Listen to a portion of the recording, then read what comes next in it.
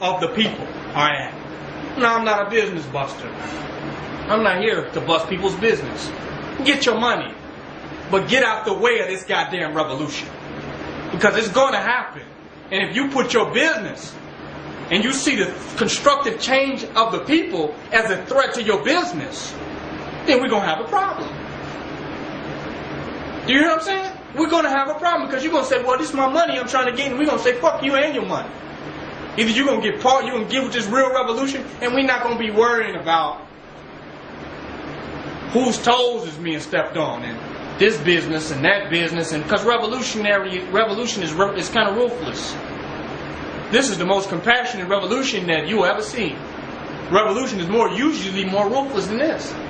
But we're saying, look, you have your business while the transition is happening. Because when the transition is happening,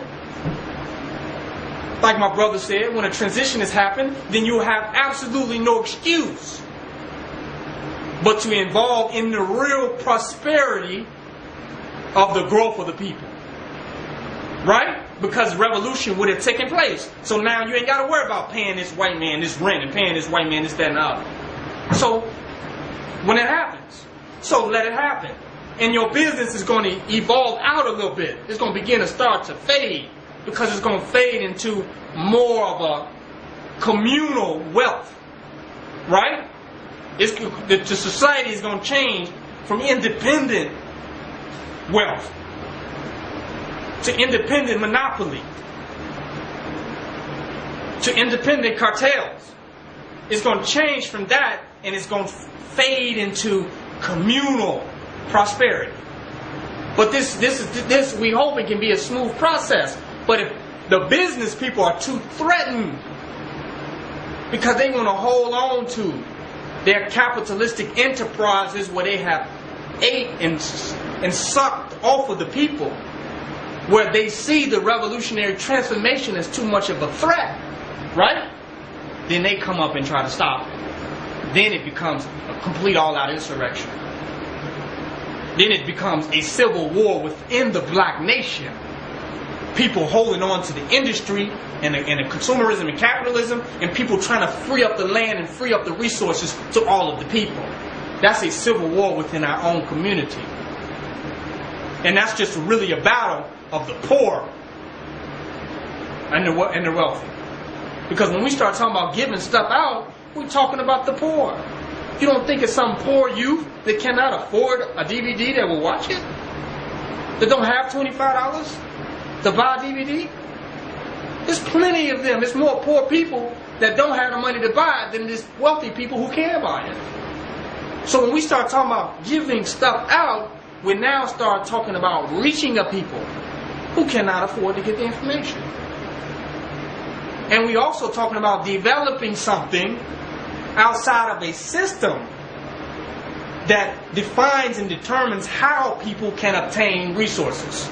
That's what capitalism is. It's a system that defines how resources can be distributed.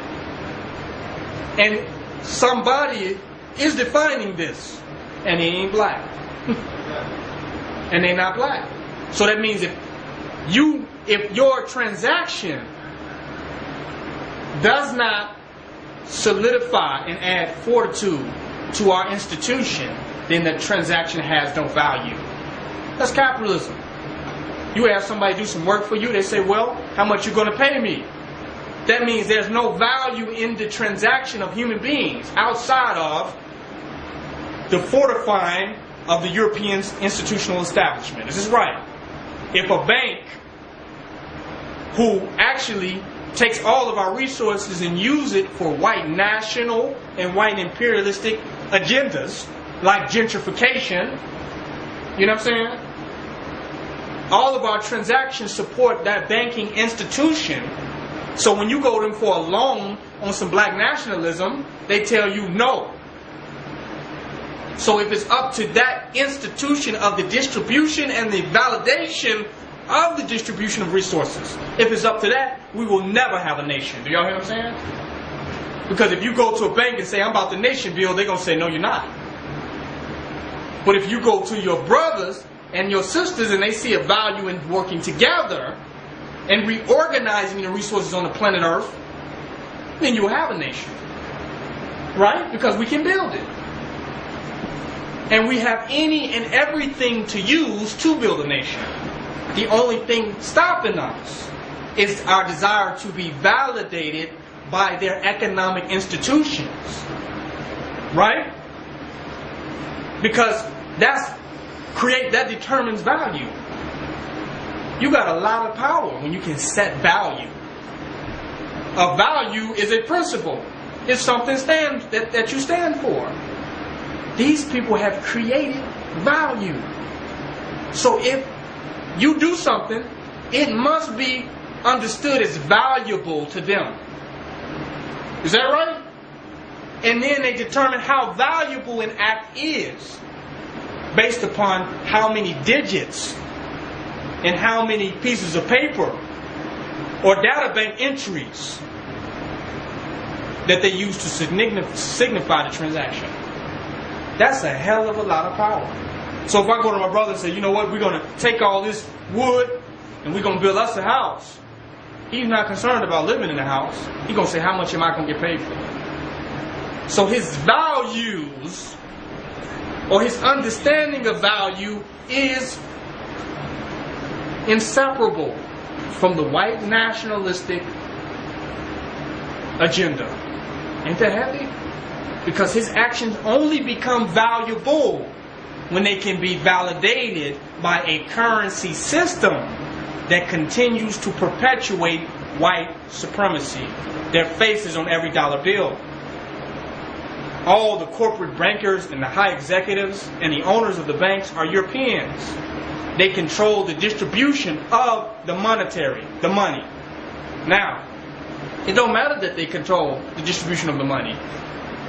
That's the easy part. That's the irrelevant part. But they control the distribution of your values, which the money is symbolic. Huh? It's a symbolic representation of a value system. Who represents whose values? His. And if it doesn't support him, it is not valuable and it has no value. So when you say forget money, you're not saying forget prosperity and forget wealth. You're saying forget his value system. That we value what we do. And we can set and establish value among one another. Do y'all hear what I'm saying? That's when we throw out his monetary system. Because you go to a currency exchange or bank, you need an ID, you need this. You already made the money. And it's still deeper levels of attachment to his institution than even making money. You made it, but you ain't even made it yet. You still have to go and conform and assimilate and comply to even get the money. So you in chains upon chains upon chains upon chains to even get the resources. That's heavy. That's heavy. So that means in order for you to even exchange value, you have to have his identity. And he must identify you.